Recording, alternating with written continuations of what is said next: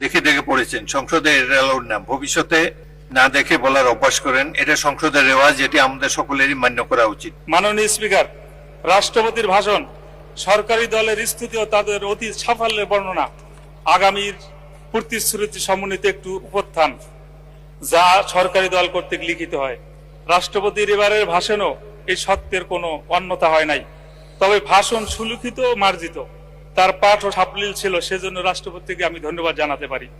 মাননীয় স্পিকার, রাষ্ট্রপতির ভাষণে অন্তর্বর্তী সরকারের উল্লেখ নেই। অন্তর্বর্তী সরকার ও সরকার প্রধানের নাম উল্লেখ করে তাদের প্রতি বিশেষভাবে কৃতজ্ঞতা জানালে ভালো হতে বলে আমি মনে করি। মাননীয় স্পিকার, রাষ্ট্রপতি তার ভাষণে পতিত সরকারে বারংবার ফেসিবাদী শাসন বলে অভিহিত করেছেন। এজন্য তাকে আরেকটি ধন্যবাদ দিতে চাই। তিনি এটা মন থেকে বলেছিলেন কিনা জানি না, তবে তার মুখে বারংবার আলোচনা শুনতে আমাদের ভালো লাগছিল।